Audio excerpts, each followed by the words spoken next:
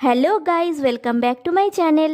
Guys, आज मैं Astrophile the series का एपिसोड 8 का पार्ट 1 आप लोगों को एक्सप्लेन करने वाली हूँ। क्योंकि ये एपिसोड बहुत बड़ा है तो मैं इसको 2 पार्ट में एक्सप्लेन करूंगी।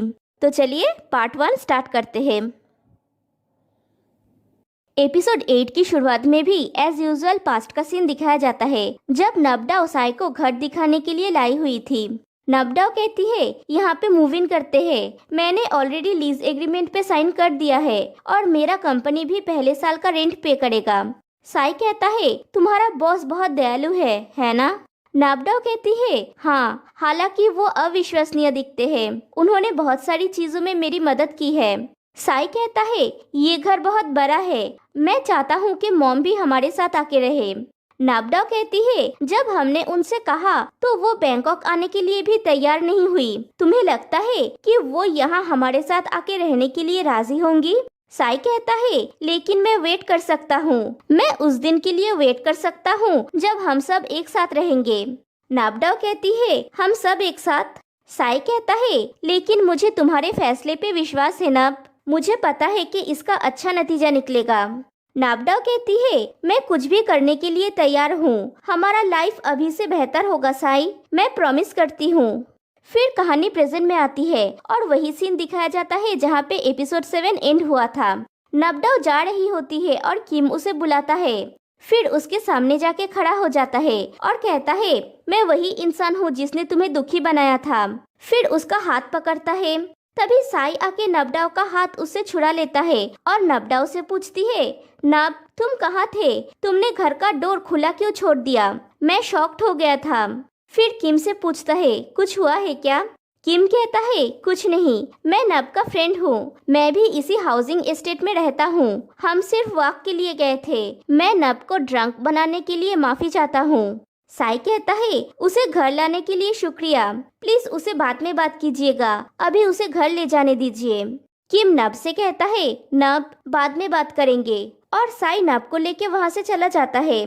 फिर रात को किम सोया हुआ होता है लेकिन उसे नींद नहीं आती। फिर वो उठ के लुंगनुआट के आईडी से नबडाओ को मैसेज करता है, मुझे नहीं पता कि ये सब मेरे दिमाग में है या नहीं, लेकिन ऐसा लगता है कि हाल ही में तुम कई चीजों को लेके तनावग्रस्त हो गए हो। मैं इसे दूसरे एक व्यक्ति के रूप में कह रहा हूँ, इसलिए मैं सिर्फ इतना कर सकता हूँ कि तुमको अपनी चिंता व्यक्त करूँ। मुझे लगता है कि तुम्हारे पास पहले से ही एक अच्छा दोस्त है जो हमेशा तुम्हारे साइड में होता है जब भी तुम अनकंफर्टेबल फील करते हो। नाबडाओ सोचती है एक अच्छा दोस्त जो हमेशा मेरे साइड में रहता है, वो सोचने लगती है, फिर सो जाती है। फिर नेक्स्ट डे नाबडाओ स्टूडियो के ड्रेसिंग रूम में मेकअप कर रही होती है। केवलिन कहती है हालांकि तुम थोड़ा सा ही मेकअप करती हो, फिर भी तुम इतनी खूबसूरत लगती हो, मैं सरप्राइज नहीं हूँ कि बहुत सारे लोग तुम्हें पाना चाहते हैं। नाबडाओ कहती है कौन? कोई भी नहीं। केवलिन कहती है सच में? नाबडाओ कहती है यही सब तुम्हारे दिमाग में चल रहा है। फिर उसे टैन की बात याद आती है कि मैं ये सब सिर्फ इसलिए नहीं कर रहा हूँ कि हम फ्रेंड्स हैं, मैं तुम्हारे लिए चिंतित हूँ, मैं चाहता हूँ कि तुम खुश रहो। फिर उसे किम की बात याद आती है कि अगर तुम्हारे दिमाग में कुछ चल रहा है और तुम वो मेरे साथ शेयर करने में कंफर्टेबल ना हो तो मैं समझ सकता हूँ, लेकिन एटलीस्ट मुझे अपने साथ रहने के लिए बुलाना, मैं तुम्हें परेशान नहीं करूँगा। नाबडाओ केवलिन से कहती है सीरियसली कोई भी मेरे पीछे नहीं पड़ा है, हम सब फ्रेंड्स हैं। बाय द वे तुम यहाँ पे हो मुझसे सीखने के लिए, है ना? तुम अब मेरा इंटरव्यू क्यों ले रही हो? केवलिन कहती है तुम हमेशा मुझे गंभीर स्थिति में डाल देती हो। नाबडाओ कहती है हमारे क्लाइंट्स इन कॉस्मेटिक्स को टूल्स के साथ पूरे सेट में बेचने पर फोकस किए हैं, हमें जो करना चाहिए वो ये है कि हमारे कस्टमर्स को दिखाना होगा कि इवेंट लुक हो या उनका कैजुअल लुक हो, ये मेकअप सेट सबके लिए उपयुक्त है। केवलिन कहती है क्या तुम्हें खुद इतना प्रैक्टिस करने की आवश्यकता है? आमतौर पे नेट ये सब काम करेगा, तुम्हें जिस चीज पे फोकस करना चाहिए वो है सेलिंग, है ना? नाबडाओ कहती है सही कहा तुमने, लेकिन मैं इसे सेल करूंगी, अगर मैं इसके बारे में डिटेल में नहीं जानूंगी तो मैं दूसरों को कैसे समझाऊंगी? केवलिन कहती है क्या तुम इस जॉब में इतना इन्वॉल्व हो? नाबडाओ कहती है मुझे नहीं पता कि इसे इन्वॉल्व होना कहते हैं या नहीं, लेकिन हम जो भी करते हैं हमें उसमें अपना बेस्ट देना चाहिए, है ना? केवलिन कहती है लेकिन मुझे लगता है कि और भी रास्ते हैं जिससे हम अपनी जिंदगी आसान बना सकते हैं, जहाँ पे अपना सब कुछ इस तरह से देने की जरूरत नहीं है, जबकि रिजल्ट अलग नहीं होंगे। हम सिर्फ उनके एम्प्लॉइज हैं। नाबडाओ कहती है लेकिन मुझे लगता है कि हम ये चूज कर सकते हैं कि हम किस तरह का इंसान बनना चाहते हैं। मैंने ऐसा बनना चुना है, तुम्हारा क्या? केवलिन कहती है मैं ये करना चाहती हूँ क्योंकि मैं पैसे कमाना चाहती हूँ। नाबडाओ कहती है बस इतना ही? केवलिन कहती है जरूर, मैं सिर्फ चाहती हूँ कि मेरे नाइस कॉन्डो रूम के लिए पे करने के लिए, खाने के लिए और अच्छे कपड़े खरीदने के लिए मेरे पास पैसे हो। ये मैटर नहीं करता कि मैं इस जॉब में इन्वॉल्व हूँ या नहीं, हमें बस ये सब चाहिए। नाबडाओ कहती है जो तुम बोल रही हो वो गलत नहीं है, ये तुम्हारा सोचना है, बस ये है कि मैंने ये रास्ता नहीं चुना है। केवलिन कहती है अगर ऐसा हुआ कि फ्यूचर में हमें इस शो में कम्पीट करना पड़ा तो तुम्हें क्या लगता है कि कौन जीतेगा? नाबडाओ कहती है किसके लिए कंपटीशन? मैं सेल्स के साथ कम्पीट करती हूँ, दूसरे एमसी के साथ नहीं। केवलिन कहती है लेकिन मैं तुम्हें हराना चाहती हूँ क्योंकि तुम इतनी टैलेंटेड हो। अगर मैं तुम्हें हरा सकूँ तो मुझे लगता है कि मुझे बहुत अच्छा लगेगा। और दिखाया जाता है कि केवलिन ने ही पिछले दिन वो पॉट बदल दिया था। नाबडाओ को उसका बिहेव अजीब लगता है। फिर दिखाया जाता है कि मिस्टर मिंजुंग मिस्टर किट से कहते हैं कि हमारे एक गलती से हमें इतना नुकसान हुआ है। मिस्टर किट कहते हैं मिस्टर टेन की टीम ने अपने प्रोडक्ट्स को यहाँ पे डिस्प्ले करने के लिए इस जगह को रेंट पे लिया था। क्या आपको लगता है कि ये इसके लायक है? आप अपने प्रोडक्ट्स को इतने सस्ते में बेचते हैं। मिस्टर मिंजुंग कहते हैं मुझे लगता है कि ये कुछ भी ना करने से अच्छा है। मुझे अपने प्रोडक्ट्स पे भरोसा है, लेकिन अब मुझे और ज्यादा सेल्स चाहिए। और वो लोग उस जगह पे पहुंचते हैं जहाँ पे डिस्प्ले हुआ था। वहाँ पे मिस याम आती है और कहती है ये वो जगह है जहाँ पे आपके प्रोडक्ट्स का डिस्प्ले और प्रमोशन हुआ था। अभी भी आपके प्रोडक्ट्स का सेल्स अच्छा है, लेकिन नया जगह अगले महीने से यूज कर सकते हैं। रिसेंटली मेरी टीम उस पे काम कर रही है। हम लोग मिस्टर तानखुन और मिस नाबडाओ के एडिशनल प्रोजेक्ट ब्रीफिंग के लिए वेट कर रहे हैं। मिस्टर मिंजुंग कहते हैं क्या होगा अगर मेरे प्रोडक्ट्स का डिस्प्ले और प्रमोशन करने के लिए मैं और जगह को रेंट पे लेना चाहूँ तो? मैं 1 महीने के लिए एक इवेंट आयोजित करना चाहता हूँ। मैं इसे ग्रैंड और महत्वपूर्ण बनाऊंगा। मिस याम कहती है ये अच्छा है, लेकिन आपको दूसरी जगह पे मूव करने की जरूरत पड़ सकता है और उस टीम को भी चेंज करना होगा जो अभी इसके चार्ज में है। फिर दिखाया जाता है किम, पॉय और एलिस काम कर रहे होते हैं। किम एक ड्रिंक लेता है पीने के लिए, पॉय उसे लेके पीने जाता है, एलिस उसे वो लेके फिर से किम को दे देती है। पॉय कहता है तुम हमेशा उसे स्पॉइल करती हो। फिर किम काम के बारे में बात करता है। पॉय कहता है किम, तुम्हें क्या लगता है कि हमें अपने कंपनी को मार्क जुगर्सबर्ग से बेहतर बनाने के लिए और कितने दिन चाहिए? मैं ऑंगटोंग गार्डियन को मेटावर्स पे एंटर करते हुए देखना चाहता हूँ। किम कहता है मुझे नहीं पता कि कितने दिन लगेंगे, लेकिन मैं और किसी भी कंपनी को हमसे बेहतर नहीं बनने दूंगा। एलिस कहती है ये एक ग्रेट लीडर की दृष्टि है। पॉय एलिस से कहता है उसकी तारीफ करना बंद करो। फिर कहता है क्या तुमने उस रेफरेंस को ढूंढ लिया जो मैंने तुमसे कहा था? एलिस कहती है मैंने सिर्फ वो रेफरेंस ही नहीं ढूंढा है, बल्कि मैं हर एक के ताकत और कमजोरी का विश्लेषण भी कर लिया है और मैंने तुम्हारे लिए पूरे बजट का अनुमान भी लगाया है। किम कहता है तुम टैलेंटेड हो। एलिस कहती है मैं ये टैलेंटेड शब्द सुनना नहीं चाहता, मैं लव शब्द सुनना चाहता हूँ। फिर कहती है किम, जब तक हमारे पास इनफ बजट है मुझे लगता है कि आप कुछ भी कर सकते हैं। किम कहता है लेकिन मुझे लगता है कि नाबडाओ की शो हमें काफी अच्छा पे कर रहा है। वो हमारे साथ ज्यादा सख्त भी नहीं होते जैसे दूसरे क्लाइंट्स होते थे। मुझे लगता है कि नेक्स्ट टाइम हमें उनके लिए और भी अच्छा करना चाहिए तो वो खुश हो जाएंगे। फिर वो लोग काम करने लगते हैं। फिर कॉन्फ्रेंस रूम दिखाया जाता है जहाँ पे नाबडाओ, टैन, मिस याम और 2 लोग होते हैं। नाबडाओ कहती है मिस याम, मिस्टर किम की टीम कहाँ है? यम कहती है मिस्टर किम की टीम अच्छा काम कर रहा था, उनके साथ कोई प्रॉब्लम नहीं है, लेकिन कल मिस्टर मिनजुंग खुद लोकेशन देखने के लिए आए थे। उन्होंने मुझसे कहा कि वो फॉर्मेट चेंज करना चाहते हैं। अभी मिस्टर किम की टीम नहीं बल्कि ये टीम नए जगह की चार्ज में है, लेकिन मैं गारंटी देती हूँ कि इनका परफॉर्मेंस भी सेम लेवल पे होगा।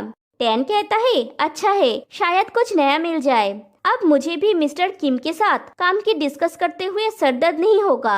लेकिन नबडाओ का फेस देख के लगता है कि वो थोड़ी अपसेट हो गई है। फिर पीट को दिखाया जाता है। नमन उसे मैसेज करती है कि मुझे डेजर्ट मिली जो काफी यमी लग रही थी, तो मैं सोची कि तुम्हारे लिए थोड़ा खरीद लूं। मैं उसे कहाँ पे भेजूं? पीट सोचता है यहाँ मेरे लिए कड़ी मेहनत करने का मौका है, इसे मुश्किल दिखाने के लिए मुझे क्या करना चाहिए? फिर उसे एक आइडिया आता है। पीट नमन को अपने घर का लोकेशन भेजता है। नमन तो सरप्राइज हो जाती है। वो सोचती है मेरे लिए ये इतना आसान कभी किसी ने नहीं बनाया है। फिर दिखाया जाता है नमन पीट के घर पे पहुंच जाती है और उसे डेजर्ट देती है और कहती है मुझे डर लग रहा था कि ये खराब हो जाएगा, इसीलिए मैं खुद ये डिलीवर करने के लिए चली आई। पीट कहता है तुम यहाँ पे मुझे बिना बताए आई हो, हालांकि मैं पूरी तरह से तैयार नहीं हूँ। नमन कहती है सच में? लेकिन तुमने ऑलरेडी अपना जैकेट और वॉच पहना हुआ है। पीट पूछता है क्या मेरा घर ढूंढने में परेशानी हुई? नमन कहती है बिल्कुल भी नहीं, ये ढूंढना आसान था। मैं सरप्राइज हो गई कि तुम यहाँ पे रहते हो, क्योंकि मैं यहाँ पे अक्सर आती हूँ। मेरे फ्रेंड का घर तुम्हारे घर के पास में ही है। पीट कहता है ये बहुत अच्छा हुआ, जब भी तुम मुझे मिस करोगी तुम आसानी से आ सकती हो। नमन कहती है आमतौर पे मुझे किसी लड़के के घर पे जाना पसंद नहीं है, ये मेरी पहली बार है, लेकिन मुझे उम्मीद है कि ये आखिरी बार नहीं होगा, क्योंकि मैं यहाँ पे तुम्हारे घर में हूँ। मुझे चारों ओर एक नजर डालने दो। मैं सच में जानना चाहता हूँ कि मिस्टर क्लांग मेसा का वर्किंग रूम कहाँ पे है। और वो घर के अंदर चली जाती है। पीट भी उसके पीछे जाता है। फिर पीट नमन को किम के वर्किंग रूम में ले जाता है। नमन पेंटिंग देखती है और पीट रूम को साफ करने लगता है। नमन कहती है मैंने हमेशा उस इंसान के साथ डेट करने का सपना देखा है जिसे मैं उसके वर्किंग रूम में पसंद करता हूँ, और पीट को तो घबराहट हो रही होती है। नमन कहती है क्योंकि तुम्हें बहुत ज्यादा पसीना आ रहा है तो तुम रेस्ट रूम में जा सकते हो। मेरे लिए ये ओके है अगर तुम हमारे फर्स्ट डेट में 10 मिनट के लिए गायब हो जाओ तो। पीट कहता है मुझे रेस्ट रूम में नहीं जाना है, मैं सिर्फ एक्साइटेड हूँ क्योंकि ये मेरा सीक्रेट रूम है। हम कितने भी करीब क्यों ना हो, मैं तुम्हें यहाँ पे 5 मिनट से ज्यादा अलाउ नहीं कर सकता। नमन उसका पेंटिंग देखने लगती है। तभी किम आते हुए कहता है तुम क्या कर रहे हो ब्रो? फिर नमन को देख के छुप जाता है। नमन उसकी आवाज सुन के पीछे मुड़ता है तो किसी को भी नहीं देख पाती। पीट कहता है मैं अभी आया, और वो वहाँ से चला जाता है। नमन कहती है मैंने तुमसे कही थी कि एम्बेरेस फील करने की कोई जरूरत नहीं है। फिर घर के बाहर आने के बाद किम पीट को पूछता है तुम इसे कैसे जानते हो? पीट कहता है ये वही लड़की है जिसके ऊपर मेरा क्रश है। तुम इतने शॉक्ड क्यों हो? ये मत कहना कि तुमने उसे पहले डेट किया है। किम कहता है मैंने नहीं किया है, लेकिन तुम लोग मेरे रूम में क्या कर रहे थे? मैंने तुमसे ऑलरेडी कहा है कि मैं तुम्हें उस रूम में अलाउ नहीं करूंगा। मैं इसके लिए प्रोटेक्टिव हूँ। क्या तुम फिर से परेशानी पैदा कर रहे हो? बोलो मुझे। पीट कहता है मैंने बहुत बड़ा प्रॉब्लम पैदा कर दिया है। मैंने सुना था कि वो क्लांग मेसा का काम पसंद करती है। वो ये इतना ज्यादा पसंद करती है कि वो उससे पर्सनली मिलना चाहती है और उसके साथ डेट करना चाहती है, लेकिन वो लड़की है जिसे मैं पसंद करता हूँ। मैं उसे तुम्हें नहीं दे सकता। किम कहता है ये रिलेटेड कैसे है? मेरा उसके लिए कोई फीलिंग्स नहीं है। फिर क्या हुआ? पीट कहता है फिर मैंने उसे बोल दिया कि मैं क्लांग मेसा हूँ। किम कहता है क्या? तुमने उसे ये बोला कैसे? पीट कहता है किम आई एम सॉरी, मैं इसके प्यार में इतना पागल हो गया था कि मेरा दिमाग खराब हो गया था, लेकिन मेरे झूठ ने अच्छे से काम किया। किम कहता है अब मैं क्या करूँ? क्या तुम जानते हो कि तुमने मेरे लिए एक और सीक्रेट पैदा कर दिया है? पीट कहता है एक और सीक्रेट? तो तुम्हारा पहला सीक्रेट कौन सा है? किम कहता है वो उस लड़की की बेस्ट फ्रेंड है जिसे मैं पसंद करता हूँ। मैंने उस लड़की को ये नहीं बताया है कि मैं उसे पहले से जानता हूँ। तुमने एक और झूठ क्यों पैदा कर दिया? पीट कहता है ये दुनिया इतनी छोटी क्यों है? मेरा ये इरादा नहीं था। किम कहता है अगर उसने मुझे देख के पहचान लिया तो मैं बहुत बड़ी मुश्किल में पड़ जाऊंगा। फिर पीट नमोन के पास जाता है। नमोन कहती है, मिस्टर पीट, वो लड़का कौन था जो अचानक से आया था? पीट कहता है, वो मेरा कजन है, वो टेम्पोररीली यहाँ पे रहता है। मुझे लगता है कि हमारी पहली डेट इतने गंदे रूम में नहीं होना चाहिए। मैं तुम्हें बाहर खाने के लिए ले चलता हूँ, ओके? नमोन कहती है ओके, और दोनों चले जाते हैं। इधर किम अपने घर में पहुँचता है। वो सोचता है कितना बुरा दिन है। रिलैक्स किम, तुम ये कर सकते हो, सिर्फ मॉम से अच्छे से बात करना है। फिर वो घर के अंदर जाता है। उसकी मॉम सोफा पे सोई हुई होती है। किम कहता है, मॉम, हमारा घर इतना गंदा क्यों है? जब भी आप अपसेट होती है तो सब चीजों को क्यों फेंकने लगती है? कौन आपके लिए हर समय साफ करेगा? उसकी मॉम कहती है, मैं सिर्फ घर के चीजों को रीअरेंज करना चाहती थी। मैं सेम एटमॉस्फेयर में बोर हो गई थी। तुम यहाँ पे मदद करने के लिए नहीं थे, इसलिए शिकायत मत करो। तुम्हें मुझसे पूछना चाहिए था कि मैंने क्या करने की प्लान की थी। किम सब चीजों को ठीक करता है और अपनी मॉम को सॉरी बोलता है। फिर कहता है, मॉम, मैं आपके लिए खाना लाया हूँ। क्या आप अब मेरे साथ खाना चाहेंगी? क्या आपको खाने से पहले कोई दवाई लेनी है? उसकी मॉम कहती है, मैं अभी नहीं खाऊंगी। तुम यहाँ पे क्यों आए हो? किम कहता है, मैंने आपको कॉल किया था, लेकिन आपने कॉल पिक नहीं किया। क्या आपको नहीं लगता है कि मुझे आपके लिए चिंता होती है? फिर अपने मॉम के पास जाके बैठता है और कहता है, मैं एक शॉप के सामने से गुजर रहा था और देखा कि उनका फूड काफी यमी है, तो मैं आपके लिए ले आया। उसकी मॉम उठती है और कहती है, मुझे अभी खाने का मन नहीं कर रहा है। तुम कैसे हो? किम कहता है, मैं बहुत बिजी हो गया हूँ, ज्यादा काम आने लगे हैं। उसकी मॉम कहती है, उस घर में रहना कैसा लग रहा है? किम कहता है, पीट कभी कभी देर से घर लौटता है, लेकिन वो मेरा अच्छे से ख्याल रखता है। उसकी मॉम कहती है, जब तुम मेरे साथ रहते हो तो उसके विपरीत होते हो, राइट? किम कहता है, मॉम, आप टीज क्यों कर रहे हैं? आप जानते हैं कि मैं उस घर में रहने के लिए गया था क्योंकि मैं आपसे बहस करना नहीं चाहता था। जब हम एक दूसरे को नहीं देखते हैं तो आप तनावग्रस्त नहीं होते हैं और मैं भी नहीं। उसकी मॉम कहती है, क्या तुम ये बोल रहे हो कि मैं हमेशा तुम्हें स्ट्रेस देती हूँ? किम कहता है, मॉम, क्योंकि हम एक दूसरे से कभी कभार मिलते हैं तो मैंने आपको बहुत मिस किया। उसकी मॉम कहती है, ऐसा है क्या? तुमने मुझे मिस किया? क्या तुम सिर्फ यही कर सकते हो? और किम को अपने से दूर हटा देता है। किम खुद को संभाल लेता है और कहता है, मॉम, जब मैं यहाँ था तो मैंने जो कुछ भी किया वो आपको परेशान करने वाला लगा। जब मैं चियांग माई पढ़ने के लिए चला गया और दूसरे घर में शिफ्ट हो गया तो क्या आपने कभी भी मेरी परवाह की? क्या आपने एक बार भी मेरे बारे में सोचा? मैं जो कुछ भी करता हूँ वो हमेशा आपके लिए बुरा क्यों होता है? मैं कितनी भी कोशिश क्यों न कर लूँ, मैं कभी भी आपको सेटिस्फाई नहीं कर पाता। क्या ये इसीलिए क्योंकि आप डैड पे गुस्सा है?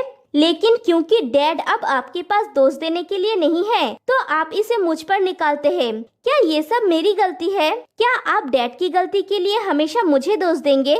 उसकी मॉम रोने लगती है और कहती है, देखो ये कैसा है, तुम मुझे दोष दे रहे हो। तुम और तुम्हारे डैड हमेशा ये सोचते हैं कि मैंने तुम्हें हमेशा चोट पहुंचाई है। क्या किसी ने कभी इस बारे में सोचा है कि मुझे बेहतर कैसे महसूस करवाया जाए? क्या कोई सीरियसली मेरे बारे में केयर करता है? फिर सारे खाने को फेंक देती है और रोने लगती है। किम को वहाँ से एक पैकेट मिलती है जिसके ऊपर कोई मेडिसिन का नाम लिखा हुआ था।